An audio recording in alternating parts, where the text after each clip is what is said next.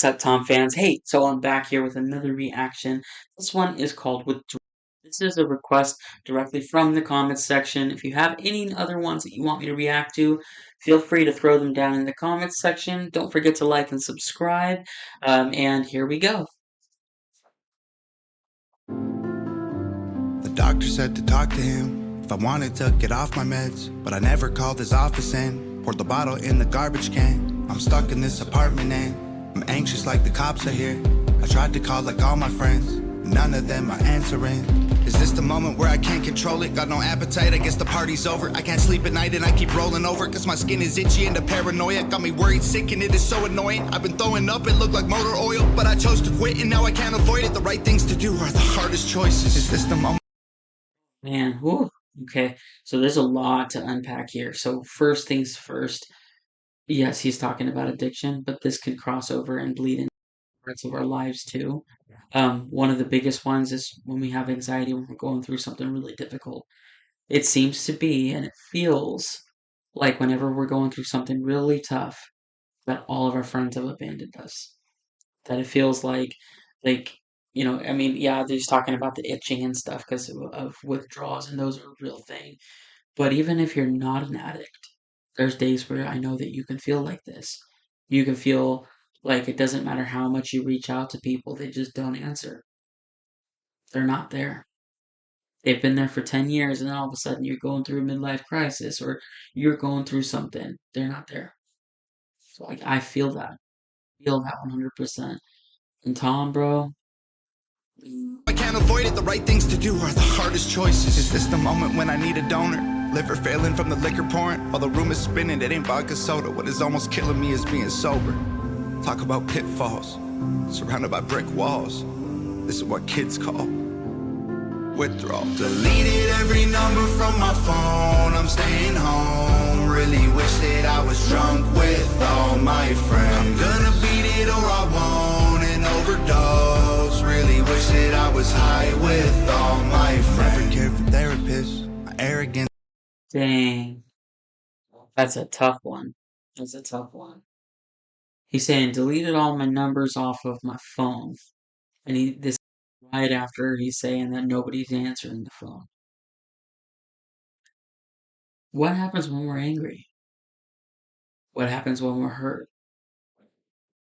We do things that maybe aren't the most rational. I remember when I was in high school and I had written all of these songs. Because believe it or not, I'm actually also a rapper. Um, and I wrote all these songs, these lyrics, these bars. I had about 300 of them. And I got really upset one day. And I decided to just rip them in half and throw them in the trash. And it was one of the biggest regrets I've ever had was ripping up that stuff, and it was because of anger. And yeah, I had to go through that in order to teach me something. But that's kind of like when someone doesn't answer their phone. First thing is like, oh, you ain't there for me. So it's almost like your contact number's not even in my phone to begin with. Man, that's rough. I'm staying home. Really wish that I was drunk with all my friends. I'm gonna beat it or I won't. And then you get stuck in this downwards spiral, and then you start thinking about all of the good memories, but you don't remember the bad. An overdose. Really wish that I was high with all my friends. Never cared for therapists. My arrogance embarrassing. It isn't fair to tear with this. Addiction placed my parents in. I'm scared repair will never fix the voluntary negligence, the wear and tear my errors did. They almost had to bury me. Is this the moment where I screw up and relapse? Waste all my money on rehab. Can't take a pill from the doctor to relax. Lash out in anger whenever I react. Feel like a weak man, I don't wanna be that. Living every day to get a buzz on the weekend. I'm in the deep end, fighting with demons. Trying to stay clean, I just really need a reason. My bones are shaking in my hands and feet. I see my rib cage, but I can't eat. I still wake up panicking, so I can't sleep. I just sit in the bathtub and try to breathe. Talk about pitfalls, surrounded by brick walls. This is what kids call withdrawal. Deleted every number from my. Man, I mean, it's a really good beat. He did a really good job on this song. And he's talking about something that is just real. And this, you know, when you're coming off of something and you're trying to get your life together and people aren't answering the phone because they know you're trying to get your life together, it hits different. It hits so much different. It is one of those situations where it's like, let me walk through the progression here.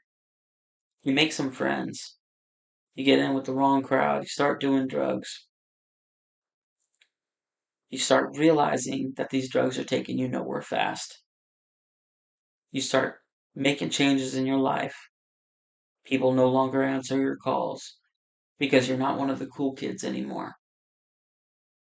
And then when they stop answering calls, you delete their number. You start reminiscing on all of the times that you had together, all the positive memories, but you forget how they weren't there for you. The pain's still there, and that pain is pushing you back towards that direction. And then what happens when we relapse? You relapse, and they're still not there. They're still not there because they're in their own little world. And then it's this never ending vicious cycle that goes just that downward spiral. See what I did there? I said I rhymed.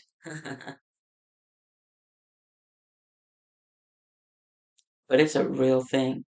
And this isn't just real for substance abuse either.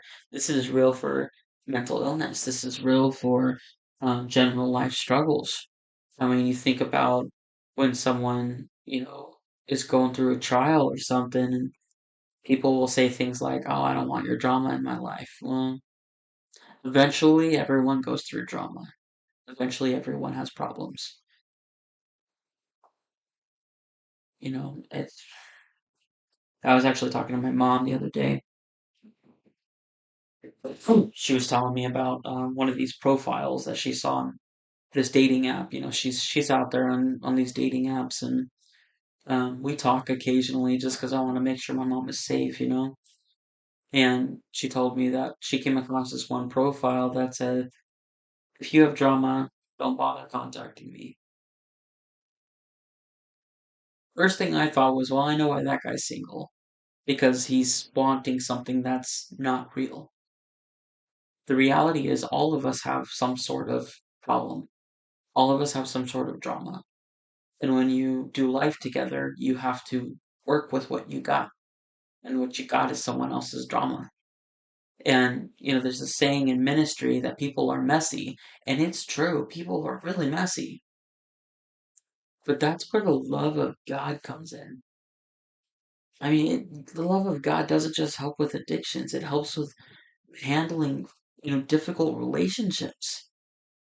It helps with developing patience and not having anger and being slow to anger, being merciful, being gracious, having that conversation where it's a two-way street rather than just a brick wall. And it's that way with addiction too. You've got to have two-way street relationships. There's no other way to have a healthy relationship. And the reality is, your relationship with substance abuse or your relationship with drugs, it's a one-way street because you can't tell it how much it's hurting you. It's just killing you while you're doing it. Phone, I'm staying home. Really wish that I was drunk with all my friends. I'm gonna beat it or I won't and overdose. Really wish that I was high with all my friends. I've never felt this bad before. Nope. I don't know if I'll make it. Don't Yeah, have you the will, Tom. strength to get off the floor right now, but I'm hoping and praying. My whole life I wanted more. This might be the end, but now I've had too much fun. It's over now. I loved what I hated. Deleted every number from my Loved what I hated. That is a true statement. That is a true statement. We get so fixated on this like all these positive memories, we forget the past or the past negative stuff, and then when it finally comes back to us, we realize that the things that we loved the most were actually the things we hated. The fact that we got numb. We hated that because that numbness eventually caused our downfall, especially with something like alcohol. It's a downer. So when you're not drinking, you're depressed. And it's just not good. My phone, I'm staying home. Really wish that I was drunk with all my friends. I'm gonna beat it or I won't and overdose. Really wish that I was high with all my friends. Deleted every number from my phone. I'm staying home. Really wish that I was drunk with all my friends. I'm gonna beat it or I won't and overdose. Really wish that I was high with all my friends. Jeez. Man, I will tell you, let me be your friend if you don't have it, or if you don't have healthy friends, because it's really important that you have someone to lean on. And the thing is, like, especially with being in a position where you have the ability to affect change in someone's life, there's a great responsibility with that. Being able to come to a table where all political things get put to the side. What you did yesterday gets put to the side. What you had for breakfast gets put to the side. What your favorite food gets put to the side. And to go even deeper, how you feel about X, Y, and Z topics get put to the side. And it comes down to just you and your heart and you're a human being and the fact that you've got the same blood that runs through your veins and you've got the same oxygen that flows through your lungs and expels carbon dioxide. The fact that you've got complex brain thinking, the fact that you feel, the fact that you have a heart and you have emotions that are raw and real, and especially when you're coming out of something like addiction. It's not a game. It's not a game. These things are real. Oh man, well, this is a really good one too. Tom, you're teaching me a lot about yourself, man.